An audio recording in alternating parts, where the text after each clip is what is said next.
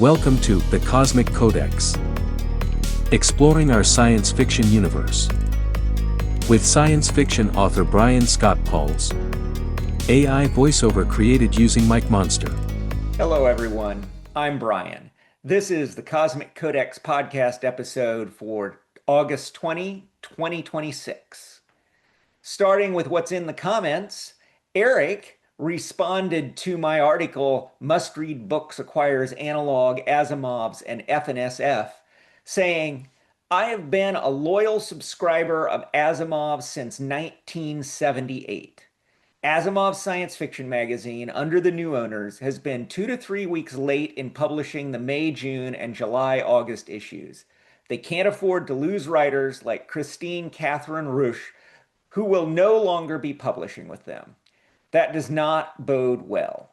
Customer service does not exist. I have canceled my subscription. Eric, first of all, thanks for making this comment. This is something that I missed while I was on hiatus, and so I had to look into it and provide some background and context for the listeners.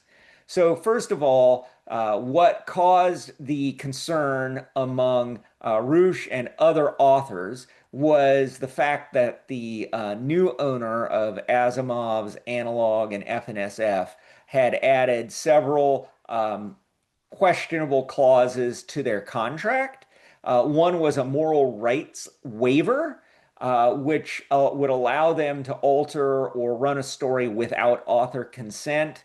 The second was a subsidiary rights clause, basically claiming prerogative to merchandising, performance, and adaptation rights.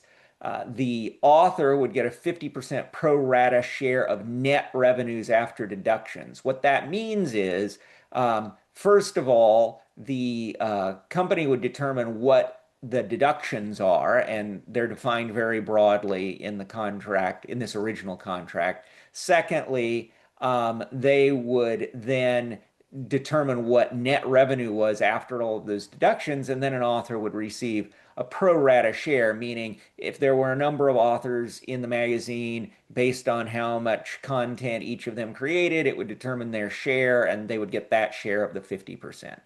Now, this is not necessarily in principle, a problematic clause, but as they say, the devils are in the details. And in this case, the terms were so vague and broad that a lot of authors had concerns about how their share would diminish at each tier until, whatever was left would maybe not even be worth it.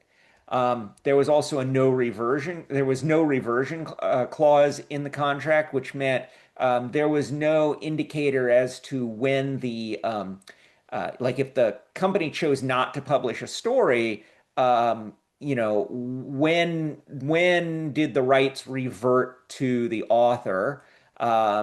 If they didn't publish it for a year, 2 years, 5 years, 10 years, theoretically they could hold on to the rights forever because there was no reversion clause in the event that they didn't publish. There was also a morals clause which said a publisher can unpublish disreputable work. Really something to consider carefully in the age of online publishing. Disreputable is at the publisher's discretion in terms of what they define as disreputable, which just means if something became controversial, instead of standing behind their authors, they would have every right to pull that story from publication. So the first thing that happened after they published this, other than authors deciding to discontinue work with Asimov's or Analog or FNSF, is that a online site called Submission Grinder actually delisted one or more of the magazines, in that they would no longer list them on the website. And Submission Grinder is a tool used by a lot of paid writers to track what magazines they've submitted their submissions to, where they were at in the process, what happened, were they accepted, rejected, et cetera. It's widely used. And so it's kind of a big deal when Submission Grinder said they weren't going to carry these three magazines anymore. The Science Fiction and Fantasy Writers Association got involved. They did some contract negotiations directly with the publisher. The publisher made some improvements, which SIFWA ultimately accepted, but author concerns about negotiation remain. They claim that the company promised to negotiate with them, but didn't actually follow through. So this is a sad development for me, and Eric, thanks for bringing our attention to it.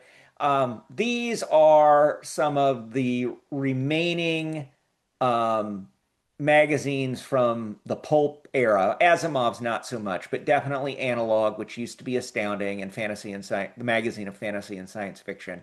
I mean, these are like the old gray ladies of the science fiction publishing world, and now this is really a blow to them. And I from all everything that I can hear and read, uh, the editors of the magazines are still doing a great job, but the issue is with the concerns, and the issue is with the new ownership. And when you understand that science fiction publishing has had a long history, going back almost 100 years or more, of writers being taken advantage of by uh, science fiction magazine publishers, it's not a good look. If anyone from Must Read, the owner of these magazines, would like to come on the Cosmic Codex and do an interview with me about it, I'd love to hear their side of the story.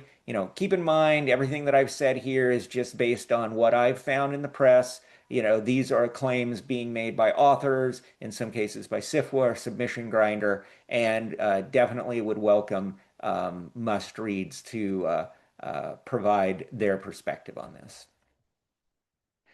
So it's been 16 months since my last update on my first science fiction collection, Probability Amplitudes.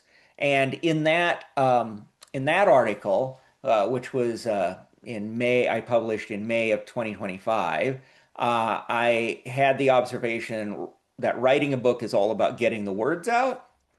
But as I've detailed elsewhere recently on the Cosmic Codex, um, I had a life event in terms of losing my job. I had to pivot and figure out what I was going to do to keep bringing money in for my family.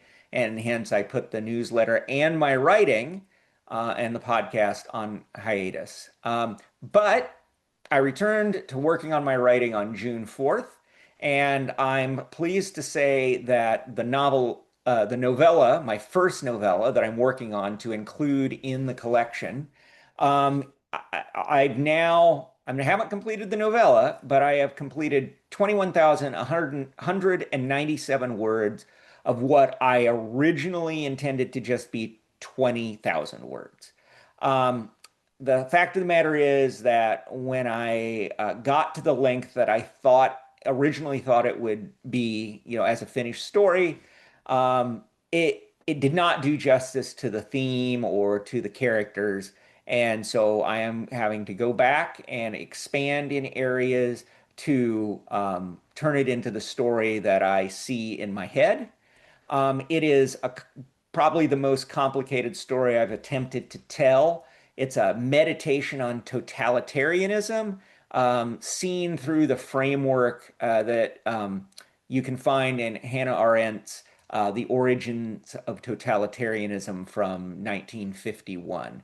And in addition to all of that, it has to be an entertaining science fiction story. So there are a lot of moving parts there, and this is something I haven't done before. I'm doing my best to put them all together in a way that presents the story that I see in my imagination and provides a good product that somebody would actually want to sit down and not only read, but reread and share with other people. The good news is that those extra 1,197 words have pushed me past 55% of the required writing for probability amplitudes now being in first draft status, leaving 41% in the new material required category. So 41% is still a lot, but I'm well over halfway, and that is good news from my perspective. I've also been working on my publishing strategy for the book. So my pre-editing target at this point is 160,000 words.